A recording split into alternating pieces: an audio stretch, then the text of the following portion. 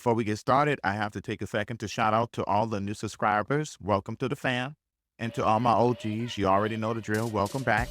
You already know what time it is. Now let's get into this. Let me just tell you something. You've got two choices. You can either be a pig and get fatter, or you can be a hog and get slaughtered. That's exactly what happened here with Byron Birthing Hips Donald in Florida and Tim High Gum Scott in South Carolina. Let me give you the rundown on what real sellouts look like. A dishonorable mention to Vivek Ramaswamy, or however you say his little name, baby. But this is specific to black men, not people of color, okay? We're differentiating. At least Vivek was able to smarmy his way into a position somewhere, being, I guess, Elon Musk's secretary. But I digress. I know Roland Martin doesn't like to call people sellout. He's all about keeping things peaceful, trying to avoid name calling, acting all high and mighty. But hold up, wasn't he the main one talking about people of color until those election results started rolling? All of a sudden, it's clear what's really going on. Moving right along. So here's what we're going to do. We're going to dive into some TikToks. Yes, you heard me, some TikToks. And you better believe there will be commentary at the end. But let me give you a heads up. This episode might not be safe for work, might not be safe for church. Trust me, the ancestors have spoken. So I'm gonna need you to keep those earbuds in real tight, okay? Because sellouts get sold and tokens get cashed out. That's where we're at now. Byron Roomy Hips Donalds and Tim High Gum Scott. Y'all have been summoned to the principal's office. And trust me, it's about to be a spanking. So go ahead and look at these TikToks. After that, there will be commentary. Let's go. Does anyone else feel like Candace Owens needs to be the White House press secretary? If you remember Donald Trump's first term, he had 3 girls and they were dropping off like flies. God bless them. I couldn't do that job. You have to get up, report the news, answer questions. All of the news questions that are coming back to you are very biased and they're pressuring you. And there's so much drama every single day. There was drama and these girls were just falling off to go spend time with family or whatever. Like, let's be honest, like, it was a tough job, and rightfully so. I couldn't do it. But if there's anyone who could deal with the pressure and put these reporters in their place, it's Candace Owens. She's very, very knowledgeable. She's very quick. She's very articulate. She's incredible at communicating. She's a black woman. We don't need a white guy getting up there. We need some diversity. Like, who better than Candace Owens? It's very, very rare to see any video online of Candace Owens being outsmarted. She's incredibly, incredibly talented. Let's get Candace Owens in there, in my opinion. What are your thoughts? I want to talk about violence against political opponents. Let's talk about the fact that Democrats have been labeling President Trump a threat to democracy for the better half of 10 years. Let's talk about how they have compared him to Hitler, one of the worst mass murderers in the history of the world, and that Kamala Harris and Joe Biden weaponized the court system and the justice system in this country against Donald Trump in an attempt to imprison him. He sat through a courthouse for 7 weeks this past year, and the Democrats were hoping he would go to jail for it. That is real political violence that has led to 2 heinous assassination attempts on President Trump's life that, by the grace of God, he was able to escape, and he is here with us today. So yes, President Trump knows a little bit about political violence because he's experienced it himself. And talking about the tragic realities of war that Liz Cheney and her father, Dick Cheney, have got this country into is not political violence. It's talking about the reality of the foreign conflicts that the Washington, D.C. establishment have sold out young Americans to for decades. Yet, of course, after those attempted assassination attempts on the former president's life, his opponents reached out to him and said they do not accept political violence. That has been a key difference there. I do want to play you. No, please. His opponents are saying to this very day the same rhetoric that led to those 2 assassination attempts. The second attempted assassin on President Trump's life echoed the sentiment that President Trump is a threat to democracy. And if you're a deranged lunatic and you're mentally ill, you will believe that lie. And yes, you will take political violence like we have seen in 2 instances against President Trump. Last week, Tim Walz and Kamala Harris said that everyone who showed up to President Trump's rally at Madison Square Garden was a Nazi. That's despicable, dangerous, divisive rhetoric that is spewed by the Democrat Party every single day. And I am so sick and tired of the media pointing the finger at Donald Trump and saying that he is sowing division in this country. He is not. The media is for pushing hoaxes like the one that you all pushed today, and the Democrat Party is for pushing lies about him. But the good news is Americans don't buy it. And that's why today today in 2024, President Trump is more popular than he has been since 2016 because people don't trust the media and they're not buying the Harris campaign's closing argument that he's some great threat to our democracy because they lived under him for 4 years as president and our democracy and our country was stronger than it is today.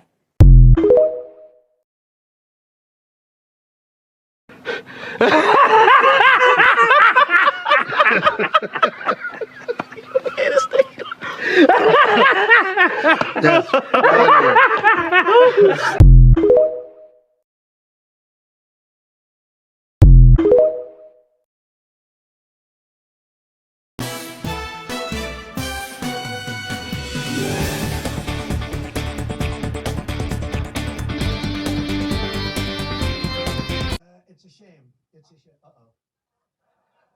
I just love you. It's a shame. Uh-oh.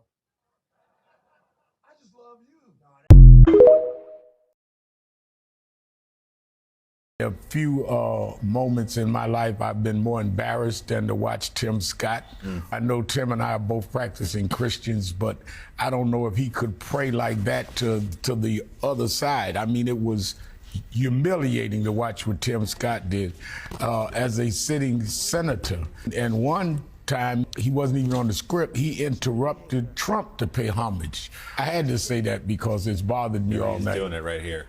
It says, it's just that I love you, Mr. Trump. It's not that I hate Nikki Haley. It's just that I love you. It's not a good day in my life to watch Tim do that. I mean, to think that we fought to see people like him, black, become high elected in the South, and to do that, he has a right to be a Republican, he has a right to do Donald Trump, but to do it in such a way that is so humiliating was troubling. Let's put it that way. I'm trying to be as nice as I can.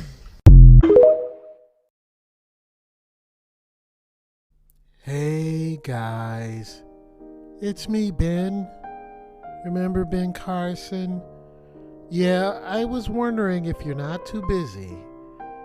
Could somebody ring my phone just to make sure I just want to check. I have the people come out and check it, and I haven't got it. Has anyone gotten any calls? There you have it, Ben. Your phone's working, okay? Mystery solved. They're just not calling you. It appears they're not calling any of us. And I did some high-end mammying. I mean, I really put on the tap shoes for that mother. Now, wait a minute. I ain't going to stand here and let you talk about daddy like that. We all been through it, and I'm sure if we be patient, just like all the other times he came through, he's going to come through. Any moment now, the phone going to ring. And despite my loss, I hope to hear from. Please call me soon. Listen, everybody, this is Tim Scott.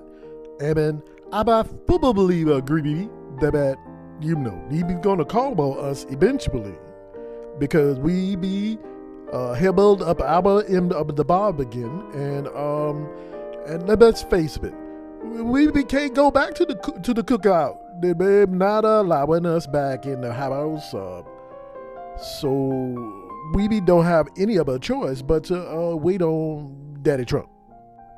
That's what I was trying to explain. If we are patient and just exhibit some patience, patience is for the electorals to complete for the presidentials. And then that's when, after the presidentials, then the telephone starts ringing and we can go to the District of Columbus and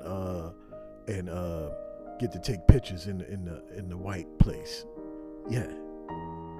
I'm Byron Donalds. Do y'all realize I'm Byron Donalds? I'm Byron Donalds, and I endorse this message. Shut your whole face, Byron. Nobody cares about you. Nobody cares about you. Okay, we don't care about Daniel Comrade, whatever his name is, even less. So just shut up. We were just wondering if you got a phone. Anybody get a phone call yet? No? All right. I guess they were right about them tokens. Byron Donalds, Florida. That one is smart. You have smart ones and you have some that aren't quite so good.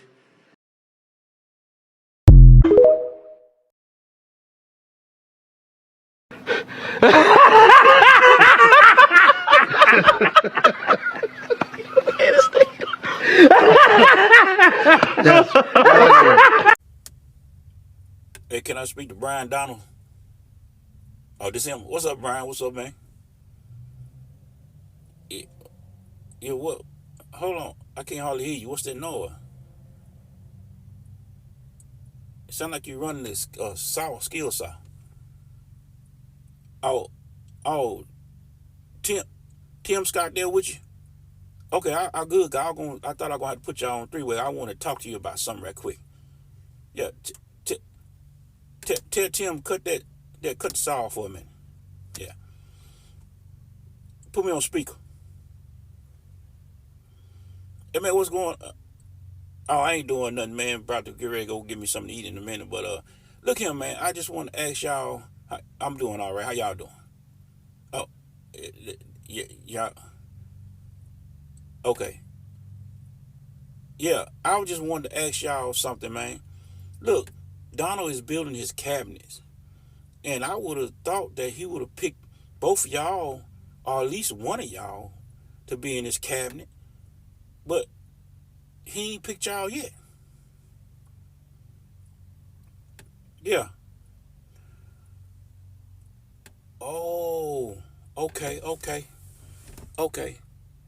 So he got y'all building cabinets. Oh, that ain't the same thing though. It is to y'all. Where he got y'all building the cabinets at? In Lago. Oh, so how many cabinets y'all got to build?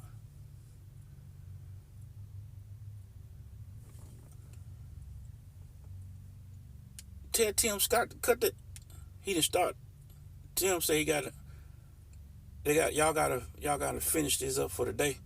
Okay. All right. Well, continue to build in your cabinet then. Damn. Got these motherfucker building cabinets. Told me they were gonna put them on the cabinet, but got them building cabinets. Damn.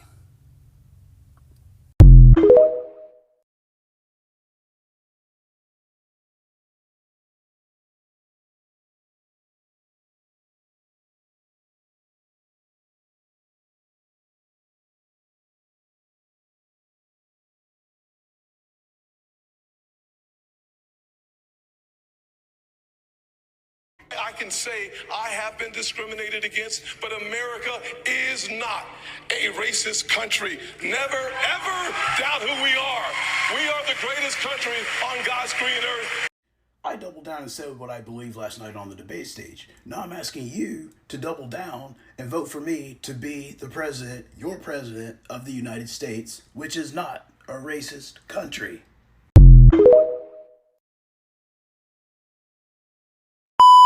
Let me break it down real quick. Tokens get spent. Sellouts get sold. That's what happens when you choose to throw your own under the bus for a seat at the table. In fact, they didn't even get a seat at the table. They played waiter, put in some real cool hours, and were left without payment and certainly without a shred of dignity or manhood, selling out his hard work, but I digress. Now, I'm not saying it's just about gender, because I can go on and on for days about Candace Helmet Head Owens. Nonetheless, back to the matter at hand. But let me tell you about black men who will do anything to crawl their way into white spaces, thinking they've made it. Let's talk about it. Tim High Jump Gum Scott and Byron Big Bottom Donald. These are the epitome of the professional coon, the pigment mentality on full display. Chucking and jigaboo jiving with a nice tap dance routine with a kickball change and a shimmy here and a shimmy there. And what did they get for their labor? Absolutely nothing. Their parents must be so proud. I'm so sure. Let's take Byron down.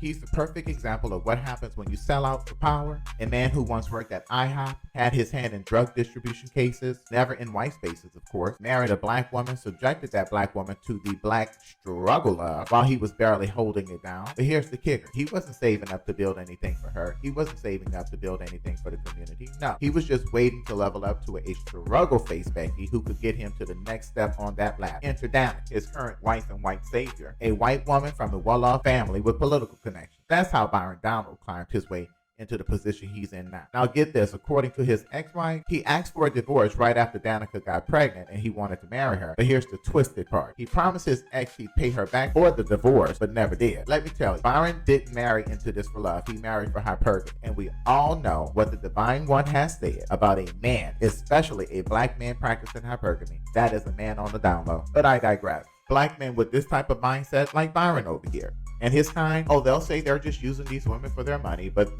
don't buy it. Back in the day, you couldn't pull that stunt. You would have been called a sellout. There were 3 things you couldn't be in the black community: a sissy, a sellout, and a snitch. Now, with TV programming and social media brainwashing, so many of us, we're seeing that shift. Think about it. You've got a big screen TV, but you're too busy scrolling through your phone, consumed by these images of success that aren't really for you. Byron thought he could kick back with the elite, throwing back cocktails and cigars, trying to convince everyone that blackness is a struggle, and he's a different type of black. But that's just a lie. The only struggle black people face is because too many of these type of men, like Byron, choose to reject their own in exchange for the illusion of acceptance and inclusion into white spaces.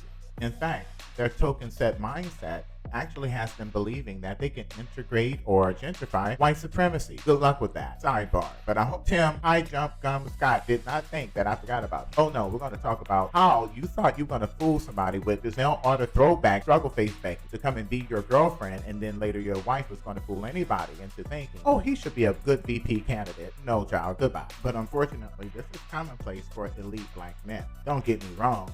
Byron, baby got back, Donalds, and High Gums over here, they wouldn't qualify as elite, esteemed black men.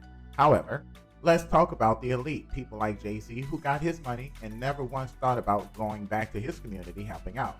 Where were the efforts to connect with HBCUs? Never happened. And then there's 50 Cent, who helps some black folks, but even his circle is mostly made up of men who interracially date and interracially marry, and completely disregard the black community as a whole. That's the mindset of the black elites. Byron Donalds and Tim Scott, they did all that tap dancing and buck dancing and only to get passed over, ignored, left out. They were doing all the work and getting none of the reward. Let's not even get into Vivek Shmarny, who was handpicked by Elon Musk to play his role as, I guess, the recorder of the minutes or secretary or something. This is a cautionary tale. I'm talking to the black men out there who think you can reject your blackness and sell out to climb the ladder. It's not going to work. Byron Donalds got elected in the white district and still wasn't given a cabinet position by Trump. But he did all that buck dancing for nothing. Where's the payoff? Nowhere to be found. Let's be real. These men are trying to present themselves as the saviors for the white community, but when the dust settles, they're getting nothing. No real power, no respect from their own people, and certainly no consideration from the people that they keep buck dancing for. Their efforts completely empty. They've rejected everything that makes them who they are, and for what? To be used up and tossed aside when it's all said and done? Now, we need to call this out. Black women, take heed. Stop dealing with men who haven't got their own together. Don't let them drag you down like Byron's first wife. And I'm telling you right now, you cannot trust these men to lead. They'll tell you what you want to hear, but the moment they have a chance to sell out, they will, and they do. Just like Byron Donalds, just like Tim Scott, just like Dr. Cornel West. Sidebar. Dr. Cornel West, who every time he has a book to peddle, he's always talking about the beauty of black women. But he's been married 5 times. You think he's been married to a black woman? He just recently got married. You think that's a black woman? No. This is why the black community needs to be selective. Stop giving space to these infiltrators and posers. They are anti-black. They are weak representations of what it means to be a black man. And we don't need them around. Period. Ostracize them and stop letting them speak to black youth. Don't let them within 3 feet of your children, your community, or your future. We need to make it clear. Tokens get spent, sellouts get sold. Well, it looks like our time is up. I thank you for making the time to go through it to the end with me. Like, share, and subscribe, please, and thank you.